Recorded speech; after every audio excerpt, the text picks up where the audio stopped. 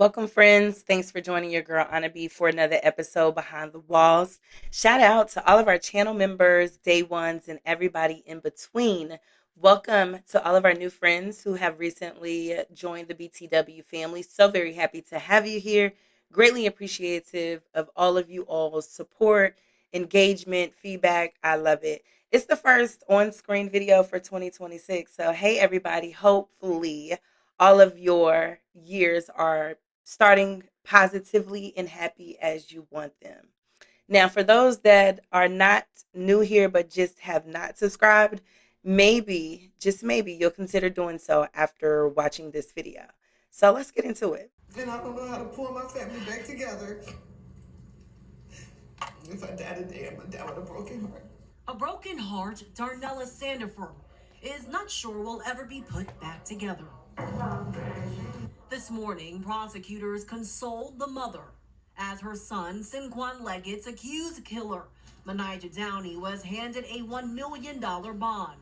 In court, she says this is now her second son she's lost. I need this lady to stay in jail forever. And I will let her have a higher bond than what she have, if that's okay. Take a look at Leget, the father of four. According to Cleveland police, last year, the 27-year-old went missing for 4 days. Finally, on May 1st, he was found in the driver's seat of his car at this vacant lot on Park Avenue. Shot in the head. The doors were locked. 7 months later, the U.S. Marshals tracked down and arrested the accused trigger woman, 28-year-old Downey. And I don't even want to know why she did it. I just know that they have evidence that's saying that she didn't kill my son. On a positive path, Leget's distraught mother says he just received his CDL license, and his now 2-month-old baby will never meet their father.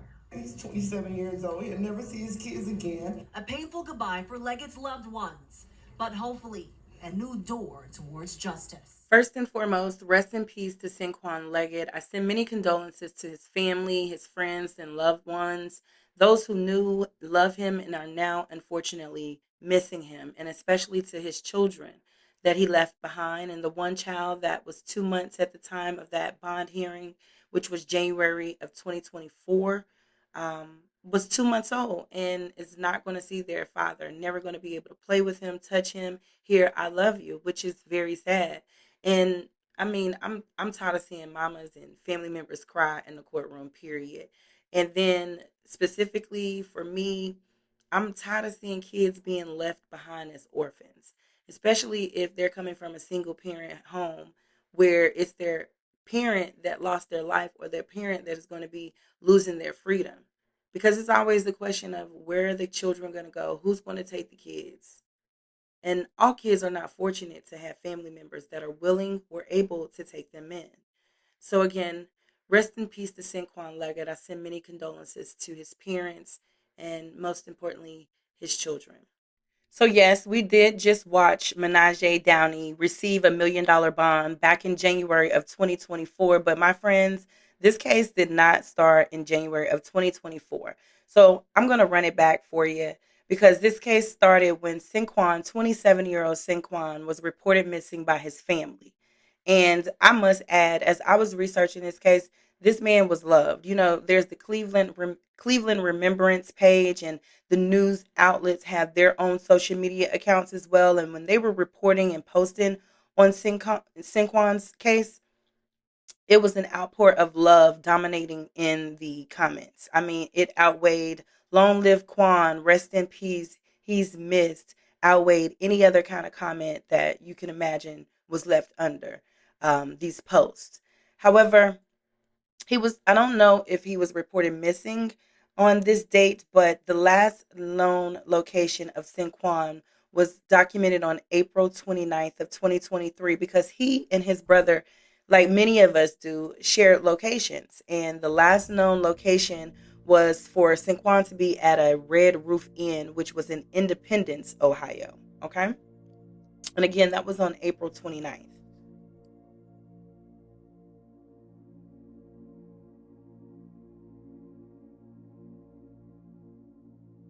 Now, the 29th of April was a Saturday. On that Monday, May 1st, 2023, Sinquan's Volkswagen SUV was spotted at 7206 Park Avenue, an empty lot. It was as empty as you see it right here. His doors were locked, and the Cleveland Fire Department, they broke into his SUV, finding him in the driver's seat with a blue towel covering his face and his chest. And unfortunately, Sinquan was already deceased. He'd been shot once in the back of his head, just behind his right ear. Now, unfortunately, following this sad discovery of Sinquan's body, the police started their investigation, starting with having his SUV towed so that the SUV itself can be processed for DNA and fingerprints. But not only the SUV, but the items that were found inside of his SUV. But guess what wasn't found?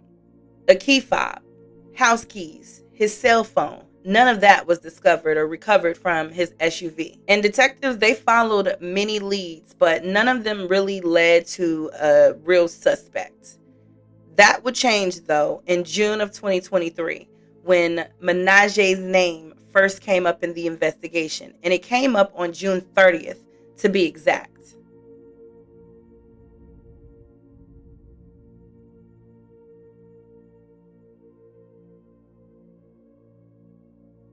Now, who the hell is Manija Downey, right? I don't know, to be honest, because she deleted her Instagram and it looks like she removed maybe all of her information except some older posts back in 2012, 2013, stuff like that. But what I do know is that she was 28 years old at the time of Sinquan's murder and her arrest. And she was a mother of three children, a set of twins, boy and girl, and then a separate son. And let's be clear, Sinquan was not the father of any of Manija's children, okay? So June 30th, 2023, first time Manija's name comes up. And detectives were made aware that her fingerprints were recovered from a water bottle that was found in the front passenger side of Sinquan's Volkswagen SUV.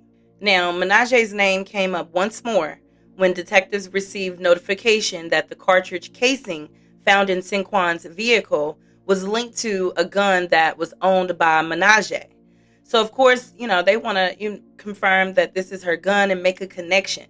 So, in their investigation, they discovered a police incident report. A woman who was supposed to be Manija called in to the 3rd District Police Department and reported her gun missing. This report was about 2 weeks prior to Sinquan being found deceased. These discoveries and the connections between the gun, the fingerprints on the bottle were enough to secure a warrant for Manija's arrest, which was issued on August 7th of 2023. Manija evaded arrest for 7 months. She was arrested by the Northern Ohio Violent Fugitive Task Force on December 4th of 2023. After she was arrested, of course, search warrants for her DNA were issued and executed. The DNA report was completed in March of 2024. Manija's DNA was found on the rear driver exterior door handle. It was on the posterior of the front passenger headrest and the posterior shoulder area of the front passenger seat back. It was also found on the opening of the Pure Life water bottle from the front passenger seat, swabs from the overall surface of the blue towel from the front passenger seat, swabs from up underneath Sinquan's fingernails, the fingernails on his right hand. It was also found on the pocket openings of a black sweatshirt belonging to Sinquan. And lastly, it was on the opening of his black pants. Friends, remember when I said that when Sinquan was found by the firefighters after breaking into his car, he had a blue towel over his face and his chest? Well, further examination of that towel found 2 blast destruction defects on it, indicating that the muzzle of the firearm was in contact with the towel when it was fired. That towel also had Manija's DNA on it. Later that year, October 2024, The firearm and tool mark laboratory confirmed that the cartridge in the back of Sinquan's SUV was indeed fired from Menage's gun, the gun that was reported missing. Now, Menage, she stayed in jail. She was never able to post bond, that $1 million bond. And her trial was pushed back several times because of the ongoing discovery, or in other words, the state would receive additional information or new evidence. And of course, they had to provide that to Menage's defense counsel. And let me add, she didn't have a public defender. She retained her lawyer, okay? But they needed more time, so her trial was pushed back at least 3-4 times, if not more. But again, she maintained her innocence. She pled not guilty. And I know y'all, just like me, when I was looking at this, so many questions like how in the world did Menage and Sinquan cross paths? Why were they in that empty lot? You know? And most importantly, why the hell did she shoot this man, this young father who was changing his life for the better, just got his CDLs. He was a truck driver. You know, he was expecting a new child. He was already a father. Why did you shoot this man like that? And then go on the run? So many questions. And quite honestly, I don't know if we will get, answers to all of them. But according to Sinquan's mother, her son didn't know Menage. And the comments under the post, the many comments under the post regarding his passing, also question why in the world was he with this woman. We're going to fast forward to February of 2025 when Menage and her defense team filed a motion in an attempt to exclude some cell phone data the state had intended to use to prove her location, or to, possibly pinpoint her at the scene of the crime. They were not successful in that at all.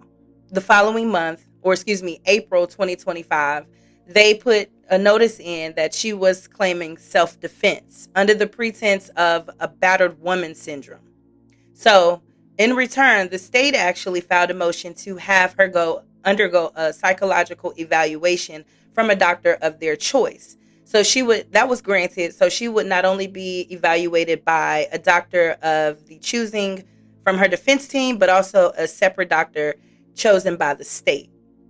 Now, at this time, during all these motions, her trial was supposed to take place in July of 2025. However, 15 days before the trial was about to start, the state filed a motion to continue the trial, which was granted. So now she's supposed to go to trial September 2025. And when that day came, the trial indeed began, but before it did, the state offered her a plea deal, which she rejected. Jury selection took place that day, and on the following day, witnesses began to be called. And the state, they presented that DNA evidence, the fingerprint evidence, phone records, as well as witness testimony. And I'm still actually waiting for some documents from the Cleveland police as well as the clerk of courts. So I don't know some of the specifics, and I'm not going to assume, and I don't like to just go off of, like the news reports. But allegedly, the two, Sinquan and Menage, were there to have sex. And for whatever reason, things changed. I read where she got a phone call from a guy, and Sinquan's response, allegedly, caused her to be in fear. And that's when she acted in self-defense by shooting him.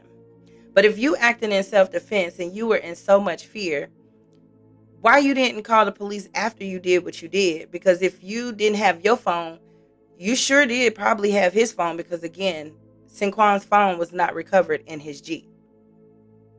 Now, that was her argument. And due to her traumatic experiences in her childhood with her mother, her baby daddy, this is what ignited her fear, that battered woman syndrome. This is the argument that she and her defense team put up, okay? However, the jury was handed the case on September 15th, and on September 18th, they returned a guilty verdict. She was found not guilty on aggravated murder, but she was found guilty on 2 counts of murder, 2 counts of felonious assault, and each of those counts did come with firearm specifications. On November 4th, 2025, she was sentenced, and the state elected only to sentence her on one of the murder charges, in which she received a life sentence with the possibility of parole after serving 15 years plus 3 years on the firearm specification. The additional counts in which she was found guilty on, she only received 3 year firearm specification. And if I go into all the specifications in consecutive, concurrent, it'll probably get a little bit confusing. So, in the end, she was ultimately sentenced to 24 years to life in prison.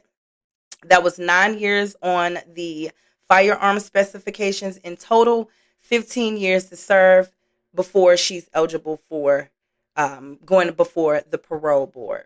She did receive 702 days of jail credit. However, the jail credit does not go towards the firearm specifications, and those sentences must be served first. Her 702 days won't go until she starts serving that life sentence. Per the Ohio Department of Corrections, her first parole eligibility won't come until October of 2047. 15 days after she was sentenced, they shipped her on down the road, as they say. And here's her mugshot from her admission at the Ohio Reformatory for Women, which was dated or taken on November 19th of 2025.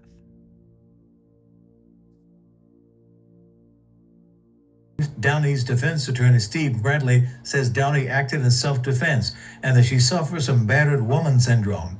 That's why she should get a lighter sentence. She reasonably believed that she was in imminent fear of death or serious bodily harm, and that's why she used lethal force. The advocates in this case showed by picture, by science, by scene, that he suffered an execution style of our wound to the back of the head.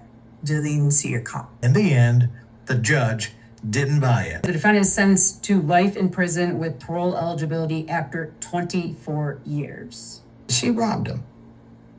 And they was trying to say battered women. My son never knew her. Leget's mother is still feeling the pain of loss. She's glad justice was served before she took things into her own hands. Am I capable of hurting somebody? Ain't no more to break down this I am. Well, I want to hurt somebody, no, I don't. Being that Manija has filed a notice of appeal shows that she's maintaining her innocence and standing on her self-defense claim. But DNA has spoken, the judge and the jury has spoken, Sinuan and all of his loved ones have spoken. Manija was not known to him. Her DNA was found in very suspicious places. And not to mention, this man was shot in the back of his head. How much fear was she really in to shoot him in the back of his head and then go on the run for 7 months? I would love it if my friends sound off in the comments expressing your thoughts and feedback on this case.